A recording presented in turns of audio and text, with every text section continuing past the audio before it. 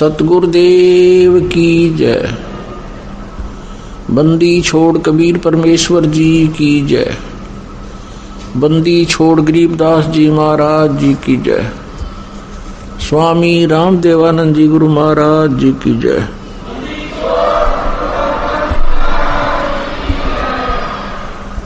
सर्व संतों की जय, सर्व भक्तों की जय, धर्मी पुरुषों की जय। श्री काशी धाम की जय, श्री छुडानी धाम की जय, श्री करौथा धाम की जय, श्री बरवाला धाम की जय। सत साहिब नमो नमो सतपुरुष को नमस्कार गुरु की नहीं। सो नर मुनि जन साधवा संतो सर्वसदी नहीं। सतगुरु साहिब संत सब नौतम प्रणाम। आगे पीछे मत हुए तिनको जा कुर्बान। निराकार निर्विषम काल जाल वै बंधन। निर्लेपम निज निर्गुणम अकल अनूप बेसुन्न दुनम। सोहम सुरति समापतम सकल समाना निर्दल। उजल हिरंबर हटम बेपरवाह था। वार पार नहीं मत तम ग्रीव जो सुमरे सिद्ध होई। गणनायक कलताना करो अनुग्रह सोई। पारस पद परवाना आदि गणेश मनाओ। गणनायक देवन देवा चरण कमल लौलाऊं। आदि अंत करुण सेवा ब्रह्म शक्ति संगीता। ऋषि दाता सोई अवगत गुण अतीतम। सत पुरुष निर्मोही जगदम्बा जगदीश। मंगल रूप मुरारी तन मन अर्पो शीशम। भक्ति मुक्ति भंडारी सुर नर मुनि जन जावे। ब्रह्मा विष्णु महेशा शेष सहस्र मुख गावे। पूजे आदि गणेशा इंद्र कुबेर सरीखा। वरुण तरंग धामे सुमरत जीवन जी का। मन इच्छा फल पावे 33 कोट अदारा। ग्रामे सहस 88 उतरे भव जल पारा। कट है यम की फांसी। हम विनती करते जी गुरु जी तेरे आगे। साहिब तेरे आगे हम विनती करते जी गुरु जी तेरे आगे। साहिब तेरे आगे। साहिब मेरी विनती सुनो गरीब नवाज। जल की बूंद महर चावला बनाया साज। गुरु जी तेरे आगे साहिब तेरे आगे हम विनती करते हैं। गुरु जी तेरे आगे साहिब तेरे आगे। साहिब मेरी विनती सुनियो मर्द आवाज। मातर बिगड़ गई मैं तू पुत्र पिता को लाज। गुरु जी तेरे आगे साहिब तेरे आगे हम विनती करते जी। गुरु जी तेरे आगे साहिब तेरे आगे। साहिब मेरी विनती कर जोड़ू करतार। तन मन धन कुर्बान जान दीजिए मोहे दीदार। गुरु जी तेरे आगे साहिब तेरे आगे हम विनती करते जी। गुरु जी तेरे आगे साहिब तेरे आगे। मालिक मेरा मेहरबान सुनियो अर्ज आवाज। पंजारा कोशिश पर चमन यूथ तेरा से। गुरु जी तेरे आगे साहिब तेरे आगे हम विनती करते जी गुरु जी तेरे आगे साहिब तेरे आगे मीरा मो पे मेरे कर मैं आया तक शाम समर्थ तुम्हारे आसरे बांधे जाम गुलाम गुरु जी तेरे आगे साहिब तेरे आगे हम विनती करते जी गुरु जी तेरे आगे साहिब तेरे आगे मैं समर्थ के आसरे तम कदम करता गफलत मेरी दूर करो खड़ा रहूं दरबार गुरु जी तेरे आगे साहिब तेरे आगे हम विनती करते जी गुरु जी तेरे आगे साहिब तेरे आगे अविनाशी के आश्रय अजरावर की शाम अर्थ धर्म काम मोक्ष हो समर्थ राजा राम गुरु जी तेरे आगे साहिब तेरे आगे हम विनती करते जी गुरु जी तेरे आगे साहिब तेरे आगे अर्ज आवाज अनाथ की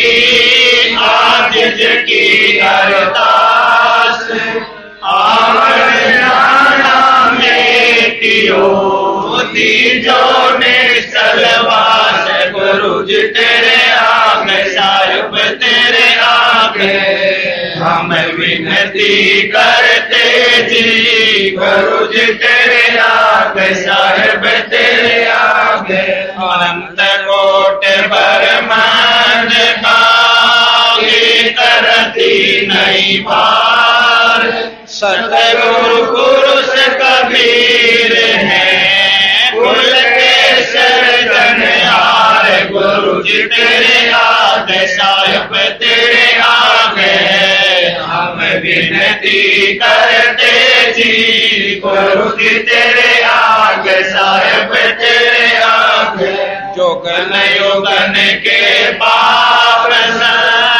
युगन युगन के मैल जानत है जगदीश तू जोर किए बद फैल गुरु जी तेरे आगे साहिब तेरे आगे हम विनती करते जी गुरु जी तेरे आगे साहिब तेरे आगे अलल पंख अनुराग है सुन मंडल रहती दास गरीब उतारिया सतगुरु मिले कबीर गुरु जी तेरे आगे साहिब तेरे आगे हम विनती करते जी गुरु जी तेरे आगे साहिब तेरे आगे अकाल पुरुष साहेब धनी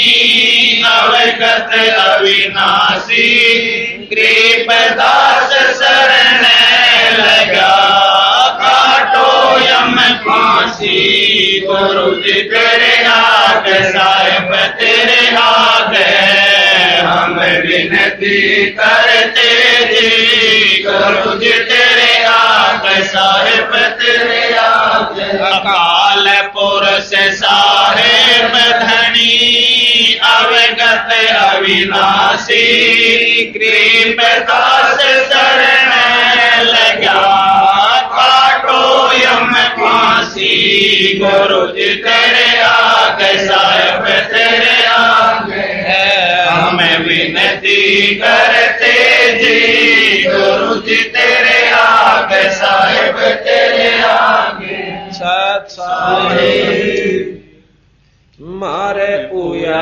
पाठ प्रकाश बधाई मैं बांटूंगी मारे पूया पाठ प्रकाश बधाई मैं बांटूंगी बाटूंगी मारे आए साहेब कबीर बधाई मैं बाटूंगी मारे आए साहेब कबीर बधाई मैं बाटूंगी मारे आए गरीबदास बधाई मैं बाटूंगी मारे आए गरीबदास बधाई मैं बाटूंगी मारे होया पाठ प्रकाश बधाई मैं बाटूंगी अमर लोक से चल कर आए अमर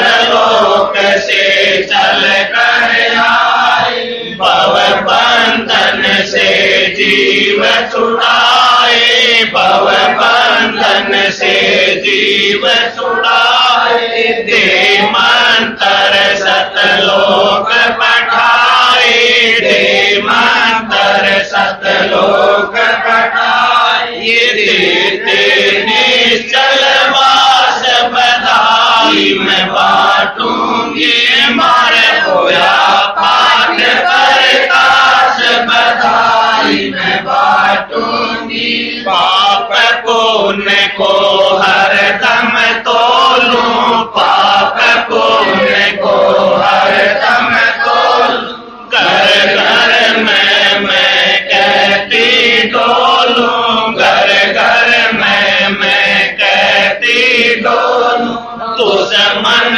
मीत सभी से बोलूं दुश्मन मीत सभी से बोलूं करियो अवर की ख्यास बधाई मैं बाटूंगी मारे होया पाठ प्रकाश बधाई मैं बाटूंगी मारे भगत महात्मा आवेंगे मारे भगत महात्मा आवेंगे वो शब्द साहिब के गावेंगे वो शब्द साहिब के गावेंगे मारे परम भूत मिट जावेंगे मारे परम भूत मिट जावेंगे फिर होए नाम विश्वास बधाई मैं बाटूंगी मारे होया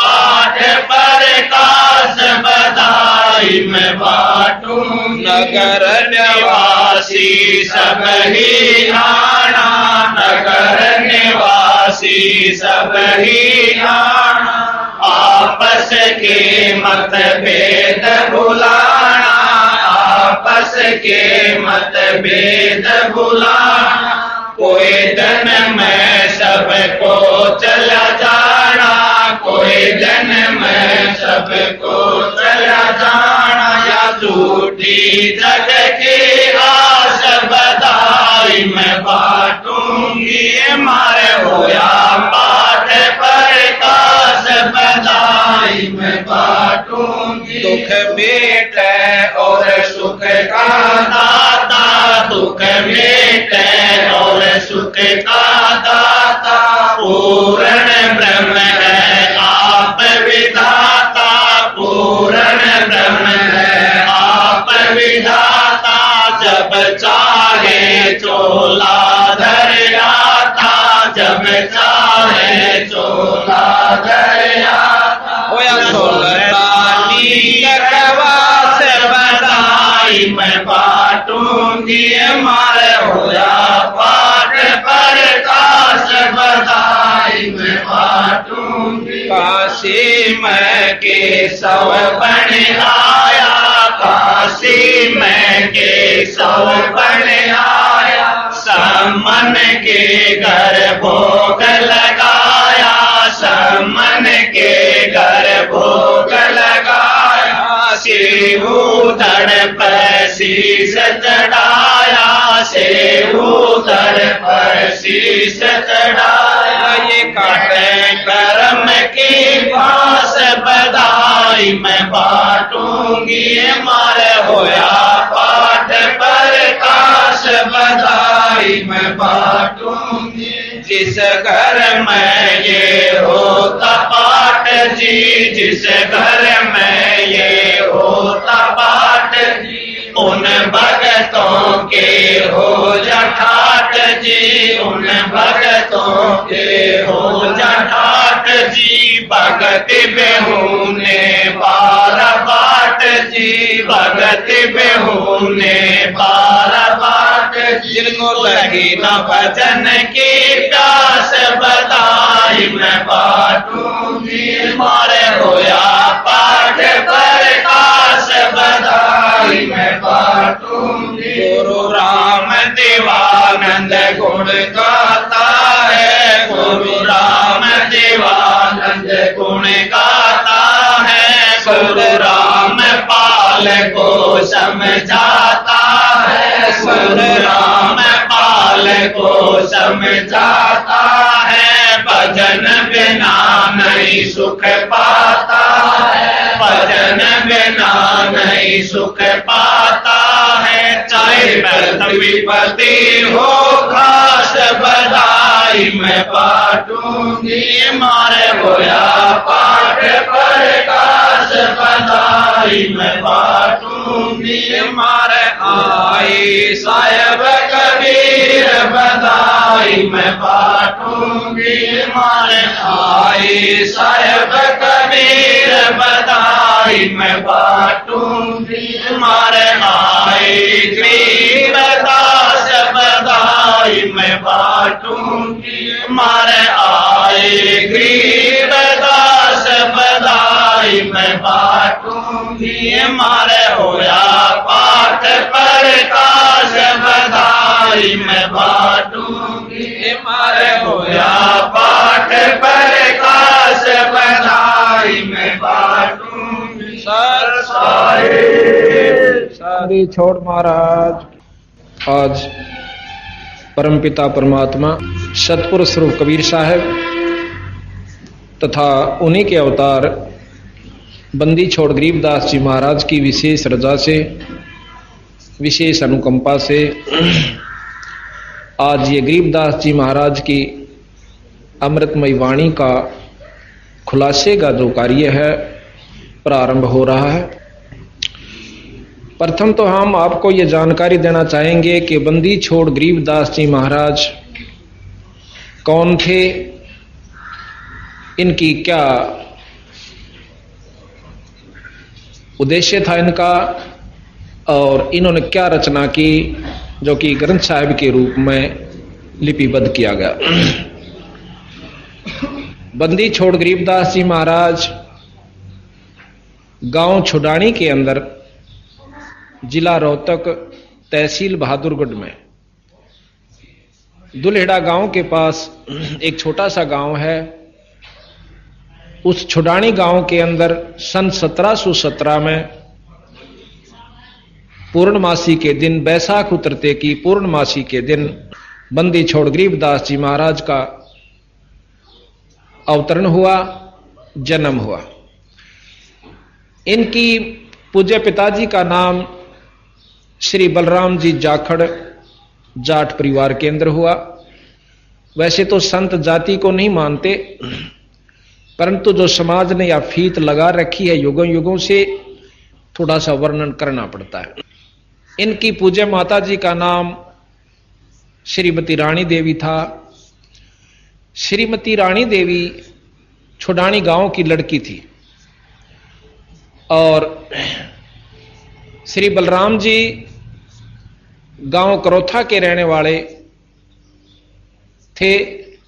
किसी कारणवश इन्होंने गांव को त्याग कर अपनी ससुराल की जमीन को संभाला, क्योंकि रानी माता का जो कोई संतान नहीं थी उनके पिताजी का, तो वहां घर जमाई के रूप में गरीबदास जी महाराज के पूज्य पिताजी श्री बलराम जी रहे। इनके 2500 बीघा जमीन थी, जो कि पुराना बीघा होता था, जो 2.25 बीघे जो आजकल के किलों के हिसाब से है, 2.5-3 बीघे का होता था। इतनी इनके जमीन थी। ये सब वर्णन इसलिए दिया जा रहा है कि कोई यूं ना समझे कि सतगुरु महाराज ने कोई वैसे ही अपनी रोटी रोजी के लिए ये वाणियां कथ दी होंगी, नहीं। इन्होंने परमार्थवश आने वाले समय कलयुग के तगाजे को देखते हुए और ज्ञान का जो आजकल घोल मथोल कर दिया गया है, शास्त्रों का ज्ञान ना रहा, वेदों को ढंग से कोई जान नहीं पाया, उपनिषद श्रुतियों को जिसने जैसा भी उनके अंदर दोहे अनुसार अपने अनुसार उनकी बुद्धि ने काम किया, संतों ने अपने हिसाब से उनके व्याख्या की, भाषा भाष्य किया। अब हम जिस भी किसी एक उद्देश्य को लेकर चलते हैं तो हम देखते हैं कि एक शास्त्र कुछ कह रहा है, दूसरा शास्त्र कुछ कह रहा है। रामायण कुछ कह रही है, महाभारत कुछ कह रहा है। चारों वेद का जो भाषा भाष्य किया गया, 3-4 महर्षियों ने किया, उनका आपस में कोई से का किसी तक नहीं मिलता। कहीं तक मिलता है, फिर जाकर भिन्न हो जाते हैं। वही श्लोक होता है, संस्कृत के वही श्लोक है, क्योंकि वेद श्लोक बदले नहीं जा सकते। अपनी ज्ञान अनुसार, अपनी बुद्धि के जो विचार अनुसार हम उसका कुछ भी भाष्य कर सकते हैं। इस प्रकार उनके भिन्नता होने की वजह से असमंजस में जीव पड़ गए कि मेरा परमात्मा सैक नाश है, या ये शास्त्र सत्य हैं या असत्य हैं। गरीबदास जी महाराज ने यही फैसला दिया है। चारों वेदों को, 6 शास्त्र, 18 पुराण, 11 उपनिषद, महाभारत, गीता जी, और जो मुसलमान धर्मों का, मुसलमान धर्म जहां से शुरू हुआ, वो कौन महापुरुष था, कौन से लोक तो आया था, और किस शक्ति का वो अवतार था, और उस मोहम्मद जी ने क्या चलाया था। और आखिर में आने वाले समय में उस मोहम्मद जी के ज्ञान को भी लोगों ने अपने हिसाब से सेट करके उस वस्तु को गलत ढंग से प्रसारित कर दिया, जिसकी वजह से ये समाज आज इस स्टेज पर खड़ा हो गया, स्थिति पर खड़ा हो गया कि नास्तिक होने को जा रहा है। महर्षियों ने, महात्माओं ने समय समय पर आकर के बहुत कोशिश की गई है उनके द्वारा कि हम इस ज्ञान को एक कर पाएं, पर नहीं कर पाए। बंदी छोड़ कबीर साहब ने तथा उन्हीं के अवतार बंदी छोड़ गरीबदास जी महाराज ने उस सारे ज्ञान को एक किया और यह बताया कि चारों वेद हमें क्या बताते हैं, और उन चारों वेद के जान लेने से, चारों वेद का ज्ञान हो जाने से हमें क्या उससे उपलब्धि होगी। और फिर साथ में यह बताया है कि वेदों का जान लेना एक तरफ, जैसे पहले ऐसे भी महापुरुष हुए हैं जिन्होंने चारों वेदों को कंठस्थ याद किया, जिसको चतुर्वेदी के नाम से जाना जाता है। आज भी उनके वंशज, चाहे वो अनपढ़ है, उसको भी चतुर्वेदी कहते हैं। उनके कोई पूर्वज हुए हैं जिन्होंने चारों वेदों को कंठस्थ याद किया। अब कंठस्थ याद कर लेना शास्त्र को कोई बड़ी बात नहीं और कोई खास उपलब्धि नहीं, ऐसा गरीबदास जी तथा बंदी छोड़ कबीर साहब जी हमें बता रहे हैं। किसी शास्त्र को कंठस्थ याद कर लेना यह कोई खास उपलब्धि नहीं बताई, उससे हमारा आत्म कल्याण नहीं हो पाएगा, केवल जानकारी हो सकती है। दुनिया में हम ये जना सकते हैं कि संस्कृत बोल बोल के प्रभावित कर सकते हैं, पर आत्म कल्याण का उसमें रास्ता नहीं है। चारों वेद क्या बताते हैं ये हम आपको समय आने पर, जैसा क्योंकि 7 दिन चलेगा, ये धीरे धीरे खोल खोल कर समझाएंगे बड़े अच्छी तरह। तो साथ में यह भी बताया कि भगवान कृष्ण जी ने श्री गीता जी में हमें क्या ज्ञान दिया, और उस ज्ञान की जानकारी हो जाने से हम बुराइयों से बच सकते हैं।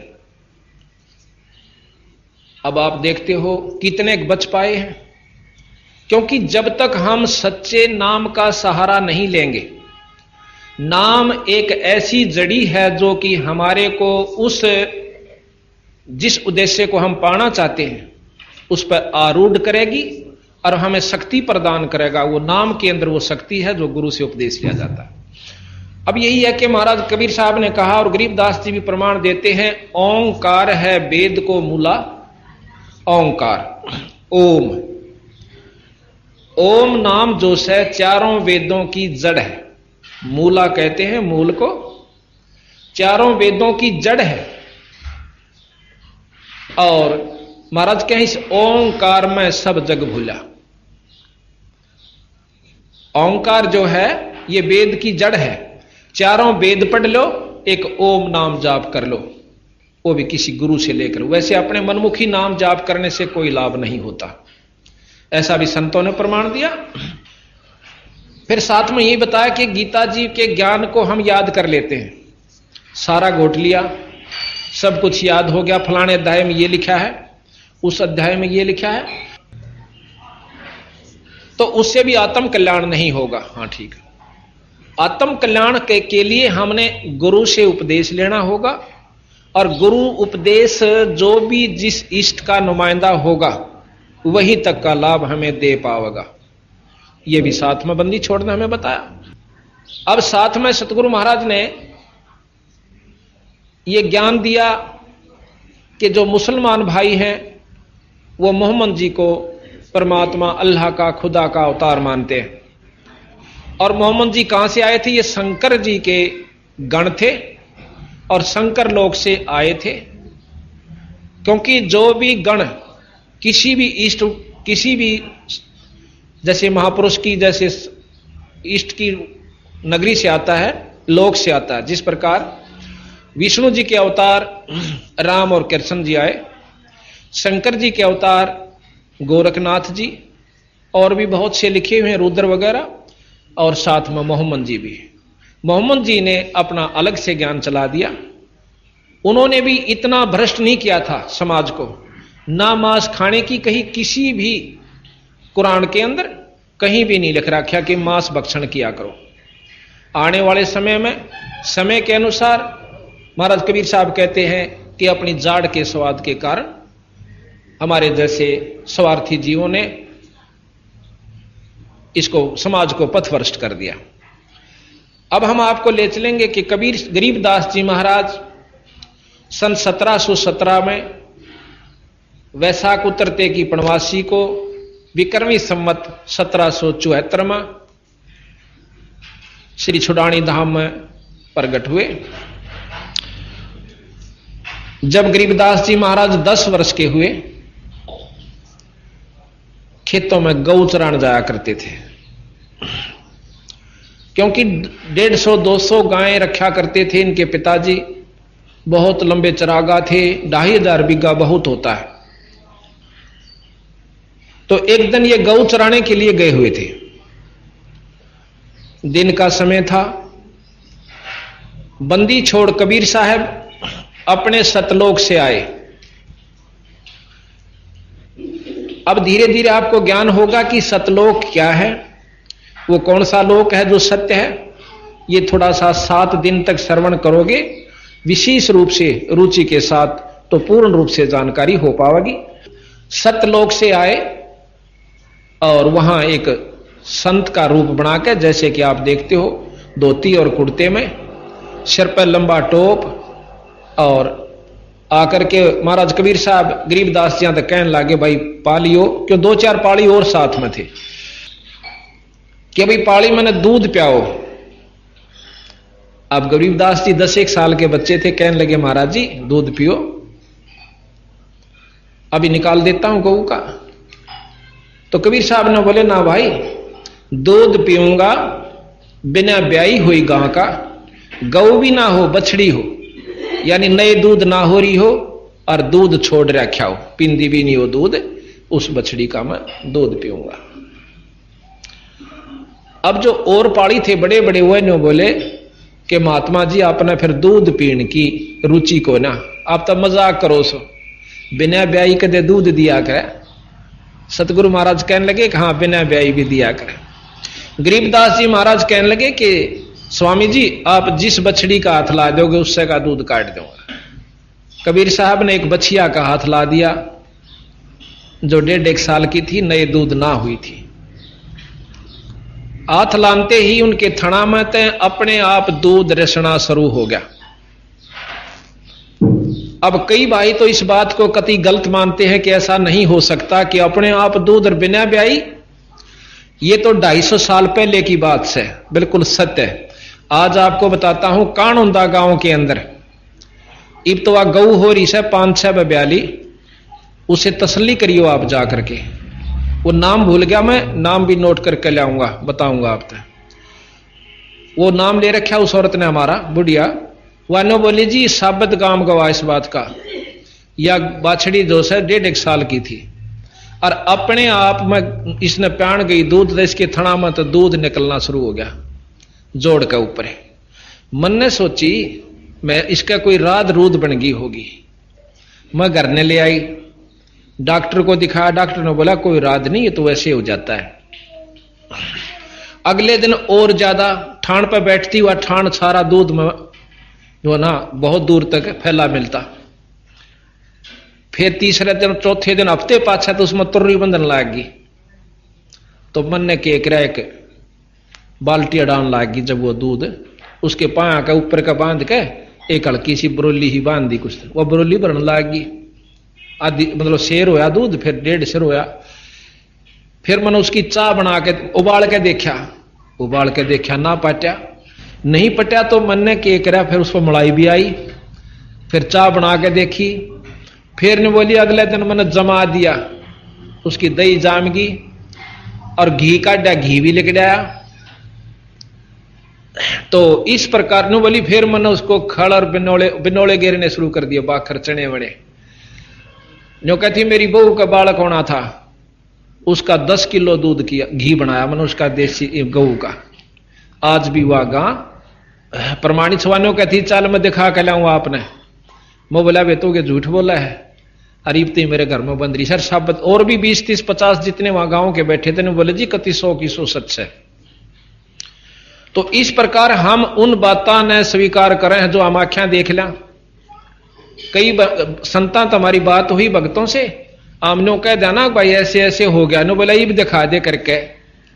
अब उस अनजान ने कोई नो पूछे कि कोई नो कह भाई जींद में बहुत तगड़ी बारिश हुई जेठ के महीने में, आवे कोई आड़ लू चल दी हो, और उड़ा नो कह दे जी उड़ा बहुत तगड़ी बारिश हो रही है, और वो नो काड़ा दिखा दे करके। ये भी उसका के इलाज, सब समय आने पर सारे कामों से वहां बारिश हुई है, वो झूठ बोलने का उसने के शौक से भाई। लेकिन वो नौका में जब मानो जब रोहतक में बरसे, रोहतक भी बरसेगा समय आओगा जब, और जेठ में बेला जींद में बारिश है। अब कई भाई नौके हैं कि ऐसा नहीं हो सकता ऐसे समय में, और संत नौके हैं कि वो जब हो सकता है। तो इसी प्रकार हमने इतना ही ज्ञान है कि हम देख ले आंखें तो सच है, और पहले के में बात हुआ हम नहीं मानते, शास्त्रों को भी झूठा कर देते हैं। गरीबदास महाराज जी ने शास्त्र झूठे नहीं करे, इन्होंने शास्त्रों को ज्यों का त्यों रखा, पर उन शास्त्रों की पहुंच बताई कि यहां तक इसकी म्याद है इसकी।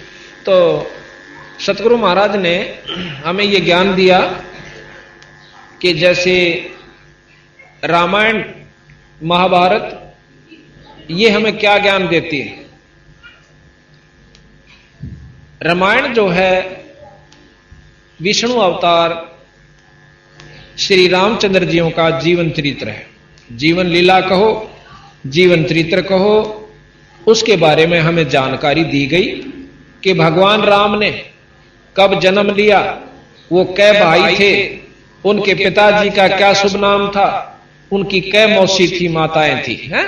उसके बाद उनको वनवास हुआ, सीता जी का हरण हुआ, रावण का मरण हुआ, फिर वापस सीता जी अपने अयोध्या को लौट आई, और उसके उपरांत भी सीता जी घर नहीं रह पाई।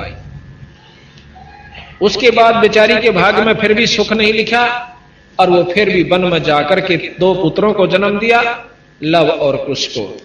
फिर प्रमाण दिया कि जब लव कुश जवान हुए, रामचंद्र जी ने अश्वमेघ यज्ञ करी, तो उसमें रामचंद्र जी के और लक्ष्मण के छक्के उन 2 लड़कियां ने लव और कुश ने छुटा दिए।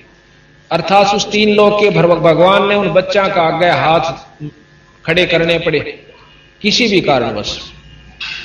तो भाव ये से सतगुरु गरीबदास जी महाराज का कहने का और इस ग्रंथ साहब की रचना का उद्देश्य यही था कि यथार्थ ज्ञान महाभारत से निकाला और उसका वर्णन किया, वर्णन के बाद उसका सार दिया, भावार्थ दिया और फिर सार दिया। तो इस प्रकार फिर यह बताया कि इसके बार बार पाठ्यक्रम से, भाई महाभारत का हम बार बार पाठ कर लें या रामायण को बार बार पढ़ते रहे तो क्या हासिल होगा? हम जानकारी प्राप्त कर सकते हैं, आत्म कल्याण नहीं।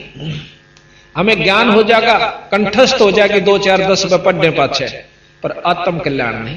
हम पशु और गधे बनते नहीं बच सकते गीता और महाभारत को बार बार पाठ्यक्रम पढ़ने से। हाँ, उनसे ये लाभ बताया कि को पुण्यात्मा अपने अंतःकरण में इस बात को जमा सकती है कि रावण कैसे दुष्कर्म नहीं करने चाहिए। भाई, किसी की पत्नी को नहीं हड़ना चाहिए, उसके हड़ने का, उसको उठा ले जाने का, दुष्कर्म यानी अपने हिसाब से कोई ऐसा बुरा कर्म करने का उसका यूं फल होगा कि परिवार तक नष्ट हो गए। इस दुख से, इस पाप कर्म से हम बच सकते हैं, लेकिन पशु बनते नहीं बच सकते। जितने भी शास्त्र हैं, हमारे पास वेद भी रखे हैं, जिसमें महर्षि दानव जी का भाषा भाष्य है।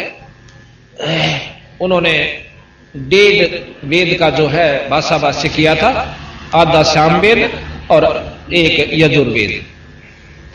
तो उस वेद में क्या लिखा हुआ है कि उस परमात्मा ने हमें आज्ञा दी गई है कि तुम ऐसे रहा करो भाई, शुभ काम किया करो, यज्ञ हवन किया करो, परमात्मा का नाम लिया करो, ईश्वर को याद किया करो, बुरे कर्म मत किया करो। राजा जो ऐसे काम नहीं करता वो राजा नहीं कहलाता। ये ज्ञान दिया है। इस ज्ञान से हम अपने अंतःकरण को और इसके ऊपर अनुसरण करने से दुखों से बच सकते हैं, बुराइयों से बच सकते हैं, लेकिन जन्म मरण के चक्कर में हम नहीं बच सकते। केवल यज्ञ और हवन तथा इसके वेद के पाठ बार बार कर लेने से, ऐसा गरीबदास जी ने बताया। साथ में यह भी बताया कि एक नाम दिया जाता है, जैसे ओम जाप, इस 3 लोक की विशेष शक्ति है इसके अंदर, और पूरी उपलब्धि ओम नाम के जापते हो जाती है। आप देखते हो शंकर भगवान का भी जाप जब करते हैं ओम नमः शिवाय, कृष्ण भगवान का नाम जाप करते हैं ओम भागवते वासुदेवाय नमः। जितने भी कोई भी आप उठाकर देख लो, जो भी मंत्र अगर कामयाब हुआ तो ओम नाम से हुआ है। तो गरीबदास जी महाराज भी कहते हैं ओंकार है वेद को मूला, इस वेद की जड़ है, पर भाई इस ओंकार में सब जग भूला। ओम जाप के, ओम नाम के जापते हमें के प्राप्ति होगी, ये गरीबदास जी महाराज बताते हैं। लेकिन उस ओम नाम की उपलब्धि किन किन संतों ने की, ओम नाम के जाप से किन ऋषियों ने क्या क्या वस्तु प्राप्त की? भाई सिद्धियां प्राप्त की, अपने शरीर को साध लिया, इतनी तक सिद्धियां कर ली थी कि आकाश में उड़ जाया करते थे ओम नाम के जाप तक। और फिर उन ऋषियों का भी पूर्ण मुक्ति नहीं हुई, ये बंदी छोड़ गरीबदास जी ने बताया, प्रमाण दिया कि उन संतों ने क्या प्राप्ति की, जिसको ये चौथी मुक्ति कही जाती है। उस चौथी मुक्ति के अंदर जीव किस परिस्थिति में होता है वो भी सारा इसमें वर्णन किया। समय आने पर आपको धीरे धीरे सारा बताएंगे। अब रामायण का ज्ञान हो गया, हम उनसे बच गए। जैसे गीता जी के पाठ करने से हमें यह ज्ञान होगा कि वह बुराई नहीं करनी चाहिए, जीव अमर है। इसमें लिखा ना परमात्मा, प्रकृति और जीव अनादि है, ऐसा हमारे शास्त्र ज्ञान देते हैं। अब जीव पहले एक परमात्मा था, परमात्मा से फिर हम आत्म रूप में थे, आत्म रूप से हम जीव बने। जीव बने अपनी इच्छाओं के कारण, और जब इच्छाओं का नष्ट हो जाएगा, हमारी वासनाएं समाप्त हो जाएंगी, हम फिर पीव बन सकते हैं। ऐसा प्रमाण गरीबदास जी ने दिया, और भी शास्त्र बताते हैं। अगर हमने जीव ही रहना है, कई भाई लोग कैसे संत आत्माएं, संत जी के जीव अनादि है, ये पीव नहीं बन सकता, तो फिर साधना की आवश्यकता ही नहीं कर। जब हमने जीव ही रहना है, अनादि रहना है, तो कुत्ते भी बनना होगा और सूअर भी बनना होगा, गधे और गधी भी बनना होगा। ये 3 लोक की व्यवस्था तथा जीव की प्रक्रिया के अंदर आता है। गरीबदास जी महाराज कहते हैं फिर साधना की कोई आवश्यकता नहीं। जब आपने जीव ही बना रहना है, सारी 4 एवर सदा के लिए, तो फिर साधन क्यों करो भाई? उस साधना से क्या होगा? तो फिर साधन क्यों करो भाई? उस साधना से क्या होगा? तो ये सारा साथ बताया कि हमने पीयू बनना है। धर्मदास जी को जब कबीर साहब ने पूर्ण ज्ञान दिया, तो उसमें जब उनको ज्ञान हो गया, तो जब ने कहा था मेरे हंसा भाई, तो हंस रूप था जब तू आया। इस जीव को कहा कि तू परमात्मा स्वरूप था जब सतलोक से आया था, और अपना स्वरूप भूल में भूल जाता तो जीव कहाया। अब हम कभी तुम्हारा भाई बालक बीमार हो गए, कभी बच्चे ना हुए जब मुश्किल हो गए तो उनकी पालन पोषण, फिर पशु बीमार, नौकरी ना मिली, नौकरी छूट गई, हाय फलाने का क्या होगा, लड़की का लड़का ना हुआ, तो हम 24 घंटे भयभीत रहते हैं। अपना स्वरूप भूल गए कि हम परमात्मा स्वरूप भी हैं। एक हम परमात्मा के अंश हैं, पर हम अब जीव बन बैठे। जिस प्रकार कई भाई लोग कहे हैं कि जीव ही ब्रह्म है। अब इस प्रक्रिया को कोई समझ लेगा तो बात समझ में आ जाएगी, ना तो नहीं आती। जीव बिल्कुल ब्रह्म है, इसमें कोई शक नहीं। तो सूर भी ब्रह्म है, और गधा भी ब्रह्म है, मच्छर भी ब्रह्म है, और मुर्गा भी ब्रह्म है। सारे ब्रह्म है। मनुष्य भी ब्रह्म है? नहीं, जब तक यू जीव है इतने जीव है, और जब पीव हो जाएगा यू ब्रह्म हो जाएगा। जिस प्रकार बर्फ पानी से बनती है, बर्फ जो है वो जल से बनी, और जिसको ज्ञान है, जिसने अनजान से उसने नो नहीं बेरा बर्फ बने क्या है, तो उसको उस बर्फ के भाव से ही देखता है। जब हमने मालूम नहीं था कि बर्फ जल से बनती है, तो गांव में आया करती थी या बर्फ, तो हमने सोचा करती या बर्फ भी बर्फियां की तरह नई बड़ी बनाई आती होगी कितने थे, या कोई और वस्तु होगी। जब हम बिल्कुल बालक थे, फिर हमने फैक्ट्रियां देखी कि बर्फ तेल में बनते। अब पता चला कि फ्रिज में भी बर्फ बनाने लग गए, तो वो जल से बर्फ बनी, तो हम ब्रह्म से जीव बन गए। किसी भी कारण से बने, किन्हीं परिस्थितियों में हमने जीव बन गए। अब जब तक हम पीव नहीं बनाएंगे, इतने पानी नहीं, यानी पीव नहीं कहला सकते, इतने जीव हैं। और जब तक वो बर्फ है, वो पानी नहीं कही जा सकती, पर नो भी नहीं कह सकते ये पानी नहीं है। उसको ये भी नहीं कह सकते ये जल नहीं है। जिसको ज्ञान है वो कहेगा कि जल तो है। तो ये जो कई भक्त आत्मा न्यू कहे कि जीव खुद ब्रह्म है, इसने कोई साधना की जरूरत नहीं। क्या की साधना करे जब ये खुद परमात्मा है। अरे भले मानुष, जब तक बर्फ है तो बर्फ के गुण से उसमें पानी का काम नहीं देगी, जल का काम बर्फ नहीं दे सकती जब तक पानी नहीं बना लेंगे।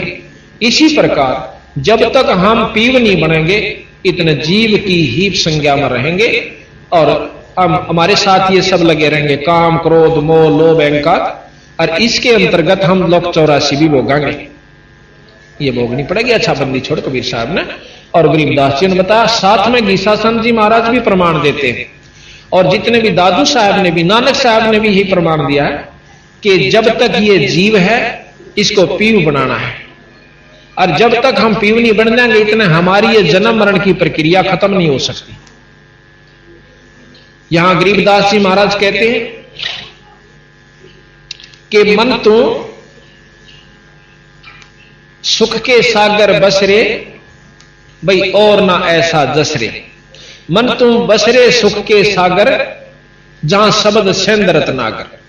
शब्द सिंधु, शब्द यहां परमात्मा स्वरूप है। ईश्वर का जो आखिरी शक्ति वो शब्द होती है, और जहां शब्द सिंधु यानी उस परमात्मा का सागर है, उस शब्द का भंडार है, ईश्वरीय शक्ति का जो निरोड़, जैसे एक तो घी हुआ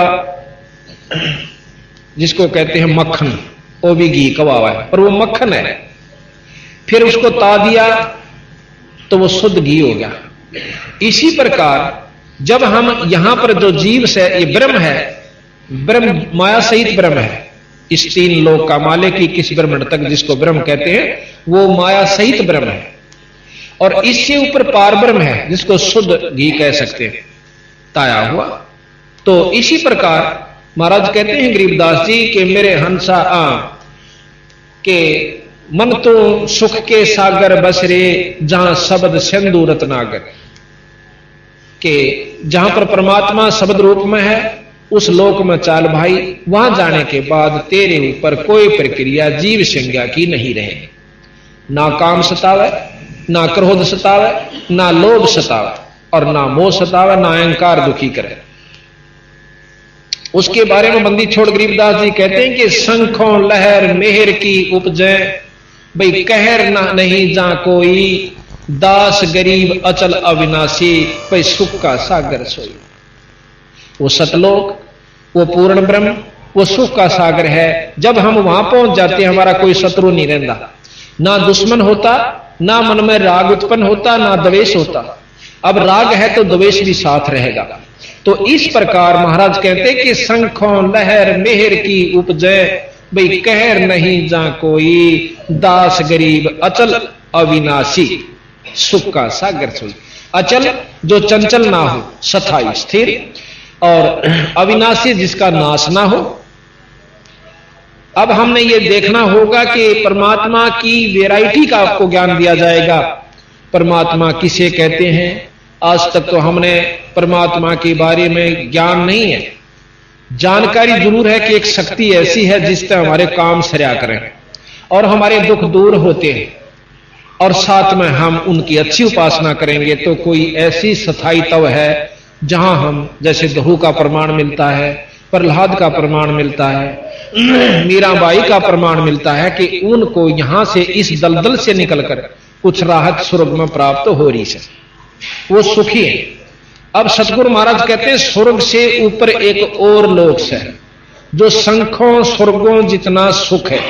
जिस प्रकार स्वर्ग क्या चीज है, स्वर्ग नाम सुख का होता है। जो गांव में जो गरीब आदमी हैं, झुग्गी झोपड़ी में रहते हैं, उनसे ज्यादा सुखी जो चिप्स के मकाना में रहे से और एयर कंडीशन लगे हुए, वो उनकी नजरों में स्वर्ग में है। जो के तो कोई फर्क नहीं।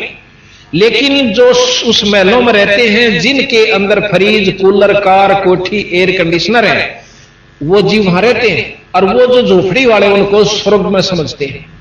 और उनके अंतःकरण में जो बीमारी सवा जो की तो से, किसी का छोरा मर रहा से, किसी की फैक्ट्री नहीं चल दी, किसी का बीमारी हो रही है, अंदर उनका कुरुड़ना जो लगी हुई वह अलग है, पर उन बेचारों की नजर में वो कति स्वर्ग में है।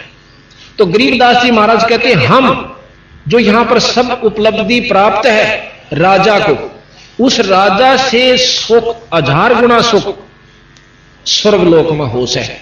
पर उन देवताओं के अंदर जो लोग उसमें रहते हैं, जो पुण्यात्मा यहां से अपना मेहनत करके स्वर्ग प्राप्ति कर रही है, उनके अंदर राग द्वेष ज्यों का त्यों भया पड़ा से, वो सुखी नहीं है।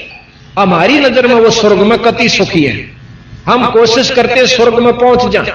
3 लोक, वेद और शास्त्र, पुराण, उपनिषद, ये सिर्फ हमें स्वर्ग तक पहुंचाने की कोशिश कर रहे हैं।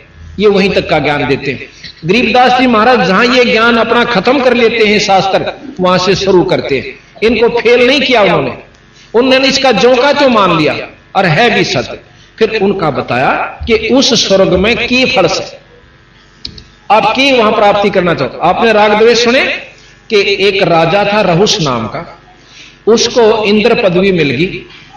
इंद्र पदवी मिल गई तो उसने इंद्राणी के पास जाना था, और पालकियों में ऋषि लग्या करते हैं उस इंद्र के, जिनको हम यहां कहते हैं ना स्वर्ग में पहुंच गए, वह इंद्र की पालकी ढोते हैं वहां पर। तो 4 ऋषि और इंद्र की पालकी को लिए जा रहे थे कहार रूप में। और रहुस राजा के यानी उस इंद्र के मन में वासना इतनी प्रबल हुई, उनमें से एक ऋषि थोड़ा वृद्ध था, वो चल नहीं रहा था। तो वो कहने लगा भाई जल्दी चलो, तुम क्यों देर लगा रहे हो। विषय वासना खत्म नहीं थी उनकी कि जल्दी करो, देर हो रही है। आखिर में क्या कहते हैं, उसने उसका लात मार दी जो एक कमजोर ऋषि चल रहा था। उस ऋषि ने उसको श्राप दे दिया। तो कहते हैं उस श्रापवश वो इंद्र भी और वापस आके शरीर इसमें गधा बन जाता है। तो इस प्रकार वहां हमने स्वर्ग सुथरा ला गए। बंदी छोड़ गरीबदास जी कहे स्वर्ग हमने भी देखा पर महाराज दिल नहीं ला गया, और सुन मंडल को किया प्याना काल कर्म सब भाग्या। हम तो भाई अपने सतलोक में चले गए। तो ये स्वर्ग की बात बताओ है गरीबदास जी महाराज के, स्वर्ग कुछ नहीं है। दूसरे मायनों में, दूसरे उदाहरणार्थ स्वर्ग क्या चीज है, जैसे सारे साल ताड़ मेहनत करी, भक्त आत्माएं तपस्या करते हैं, खड़े होकर तप करते हैं, भाई साधना करते हैं, योगी जन बैठ कर बड़ी योग उपासनाएं करते हैं, तो वो क्या करते हैं कि स्वर्ग प्राप्ति हो जाती है। तो उस स्वर्ग के बारे में एक प्रमाण मोटा सा हम देंगे। सारा वर्ष 10 महीने या 9 महीने अपने कार्य क्षेत्र में हमने मेहनत करके 2 पैसे जोड़ दिए, 5-7 हजार रुपए बचाए। उन 5-7 हजार रुपया लेकर शिमला चले गए, कुल्लू मनाली चले गए, और अच्छा जहां पर खूब वातावरण ठीक रहता, गर्मियां में लू नहीं चलती, वहां जाकर के किराए पर कमरा लिया और सारी मोल सामग्री आई, और 2 महीने 3 महीने हम जो गर्मियां के थे वहां बिता करके अपने जेब खर्च से वापस आ गए। और वापस जब आए तो यहां पैसा जेब में नहीं था, थोड़ा बहुत बचा भी हुआ होगा तो फिर वो उड़ा अपना प्रयोग कर लिया। तो महाराज कहें हमने यहां साधना की, जैसे वेद अनुसार की, यज्ञ किए, हवन किए, और गीता जी पढ़ी, और कोई भंडारे कर लिए, ये सब करके हम स्वर्ग प्राप्ति कर जावांगे, वो भी उतने दिन के लिए जितना जेब खर्च यहां से लेकर जावांगे। जितनी कमाई हम यहां जोड़ कर ले जाएंगे उतने दिन हम स्वर्ग में रह सकते हैं, फालतू 1 मिनट नहीं रहने देते। जैसे यहां नहीं रहने देते हमने, जब समय पूरा हुआ अपनी वहां आने से पहले जाने की भी तिथि उसी दिन नीचे लिख दी थी कि बेटा इस दिन आओगा उल्टा, और इस दिन पहले तरह के में हिम्मत होगा, अच्छे कर्म करें तो कर बन जा तो कर लिए, और फिर नहीं तो गधे और कुत्ते लग 84 तो भोगेगा। साथ में ये हिदायत दी थी, आने से पहले जाने की तिथि, जब हमारी सारी हिस्ट्री लिख दी और नीचे बंद कर दी। तो इस प्रकार हम जब स्वर्ग में पहुंच जाते हैं तो वहां खा करके वापस आ गए, जो माड़े कर्म कर गया वो नरक में हो गया। जब दोनों वापस आए तो बराबर थे। यहां पर बूंदे कर्म नरक में भोग लिए एक जीव ने, एक ने शुभ कर्म स्वर्ग में भोगे, फिर वापस आ गए। तो गरीबदास महाराज कहते हैं कि इसी तुम ये जितने भी जीवात्मा हैं, तेरा कितनी स्वर्ग हो गया, पर वहां ठिकाना नहीं मिला, वहां सताई तो नहीं मिला आपको। तो इसलिए सतगुरु महाराज कहते हैं सताई तो हम बतावांगे क्यों कर मिलेगा। 4 मुक्ति भी कोई स्थायी तपन नहीं बताया। 4थी मुक्ति ध्रुव को प्राप्त है, प्रहलाद को प्राप्त है। ये 4थी मुक्ति के जीव भी वापस आएंगे जब महाप्रलय होगी, जिसमें लोक परलोक सब समाप्त हो जाएंगे, ध्रुव मंडल भी नहीं रहेगा, शिवलोक भी नहीं रहेगा, विष्णु लोक नहीं रहेगा, ब्रह्मा लोक नहीं रहेगा, और माता का लोक नहीं रहेगा, कोई ब्रह्मांड नहीं रहेगा, खत्म हो जाएंगे ये। इसको महाप्रलय कहते हैं। तो एक महाप्रलय में 21 ब्रह्मांड की टोडी खिंच जाती है, यानी खत्म हो जाता है। आप प्रमाण देते हो कि पृथ्वी तत्व को जल तत्व ग्रासेगा, गरीबदास जी महाराज भी लिखते हैं और शास्त्र भी प्रमाण देते हैं। ये मेरे पास रखे हैं सारे, किसी ने ना बच्चे तो इन्हें पढ़ लियो, आकर मेरे पास पढ़ सकते हो। कोई ने सोचा कि कोई सट्टे मारे, सट्टे नहीं हुआ कर दे। जब मैदान में और पंडाल लगाकर कोई चीज कही जाती है, पूरे विश्वास के साथ कही जाती है और आत्मानुभूति के साथ की जाती है, जो हमने अनुभव किया हुआ होता है। तो अग्नि जल तत्व को, पृथ्वी तत्व को जल तत्व खत्म कर देगा, ग्रास लेगा। जल तत्व को अग्नि ग्रासेगी, अग्नि तत्व को वायु, पवन तत्व, और पवन तत्व को आकाश। आकाश को ओंकार, ये ओम ग्रास लेगा अपने अंदर, जिसको ज्योत निरंजन कहते हैं, जिसको ब्रह्म कहा। और ज्योत निरंजन को पार ब्रह्म अक्षर पुरुष अपने अवगत पुरुष ग्रास लेगा। अवगत पुरुष जो है वो पार ब्रह्म है, यानी इस ब्रह्म तक को भी पार ब्रह्म अपने अंदर समा लेगा, अपने पास रख लेगा। और जितने भी ये जीव हैं इनको न्यारे न्यारे अलग अलग कोठड़ियां में गाल कर दर दिया जाएगा। जैसे ज्वार का बीज न्यारा गाल दे, चना का न्यारा गाल दिया, गुआर का अलग रख दिया। इस प्रकार हम सब जीव वहां उस पार ब्रह्म के अक्षर पुरुष के लोक में, अवगत पुरुष के लोक में बोरियां भरकर डाल दिए जाते हैं, और दोबारा फिर सृष्टि रची जाती है। तो हम फिर बगा दिए जहां से किसी रूप में अपने उसी भोग को भोगने के लिए फिर शुरू हो जाते हैं। तो यहां बंदी छोड़ गरीबदास जी महाराज कहते हैं, मन तो सुख के सागर बसरे, भाई बहोर ना ऐसा जसरे।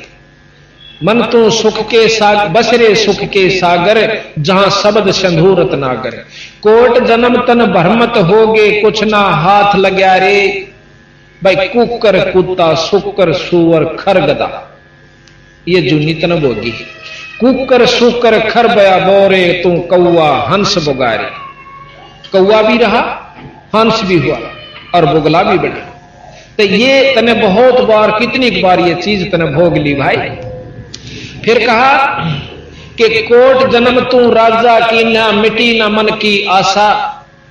करोड़ों जन्म तक तू राजा भी रहा, कितनी बार तू राज भोग चुका है। और भाई 3 कोट जन्म तू राजा की ना मिटी ना मन की आशा। और भिक्षक हो तू दर दर हांडा मिला ली निर्गुण रासा।